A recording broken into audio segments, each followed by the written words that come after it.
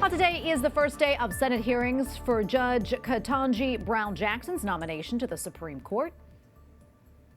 Her nomination, pending a confirmation by the Senate, will bring us one step closer to having a Supreme Court that is more reflective of our nation.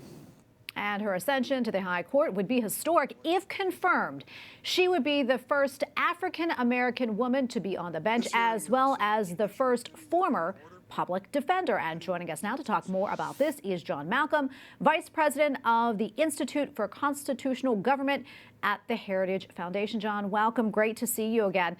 Talk to us more about Judge Brown Jackson. Outside of her historic nomination, can you give us some insight into her legal background? Well, she's 51 years old, graduate of Harvard Law School. She clerked for 3 federal judges, including Justice Stephen Breyer, the justice whom she would replace. She was in private practice at a series of law firms, all very prestigious. She was an appellate lawyer with the Federal Defenders Program for 2 years. She also served on the staff and ultimately was herself confirmed as a commissioner on the United States Sentencing Commission. And for the last 9 years, she has been a federal judge, 8 of those years on the Federal District Court, and the last half year on the District of Columbia Circuit, D.C. Circuit. Yeah, and she could be potentially filling the seat for Justice Stephen Breyer, a justice that she once clerked for, that is. How similar are they in their legal philosophies? What can you tell us? Well, the odds are very high that if Judge Jackson becomes Justice Jackson, that on most issues that people will care about, that she will be reliably liberal. Justice Breyer certainly fit into that mold. So on things like abortion, racial preferences, the death penalty, he was a reliably liberal vote. On some criminal cases, he would occasionally side with the conservatives. He was also a former federal sentencing commissioner.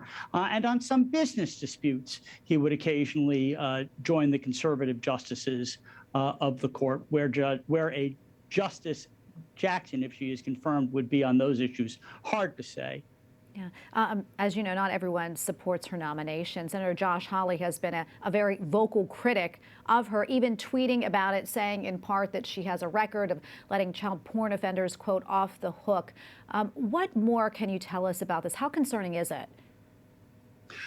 Well, he's certainly going to raise it.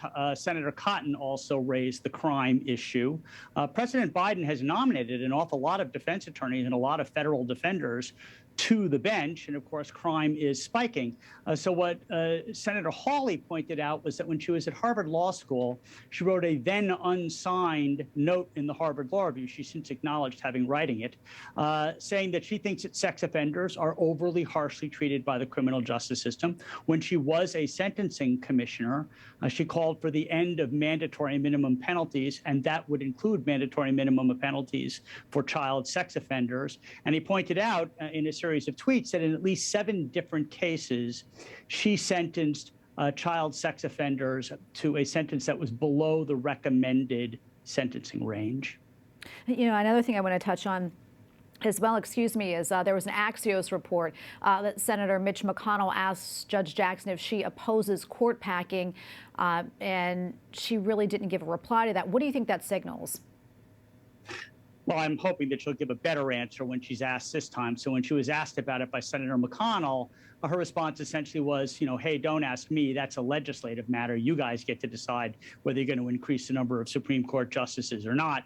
Several of the senators today said, look, court packing is a real threat to judicial independence, that Justice Ginsburg, Justice Thomas, Justice Breyer have all spoken out against court packing, and that they would expect or hope that she would do the same. Yeah, we don't have a whole lot of time left, but, you know, another thing I want to touch on, too, is, as you know, President Trump's Supreme Court picks faced a lot of backlash during their hearings publicly as well. How do you see this playing out? Do you think that she'll face the same? No, I think this is going to be a far more dignified hearing. A lot of the Republican senators contrasted how they expect that they will treat Judge Jackson over the next 2 days with how Amy Coney Barrett and Brett Kavanaugh were treated. That means that they will ask her tough questions, but this is not going to devolve into ad hominem attacks or looking into her dating life or beer drinking habits when she was in high school and college. Yeah. And any thoughts on today's hearings just started? Any moments that stood out to you? No, not really. There were a couple of fiery moments. Lindsey Graham was clearly upset that his preferred pick, Michelle Childs of South Carolina, was not nominated, and said, look, the left pushed you for a reason, and I want to find out why. Sheldon Whitehouse kept talking about dark money, but instead of saying it was dark money on the left, he said it was dark money on the right that was spreading rumors about what the left was doing to support Judge Jackson. That I found kind of amusing. But the more interesting 2 days are ahead when they actually get to ask the nominee questions that she'll have to answer.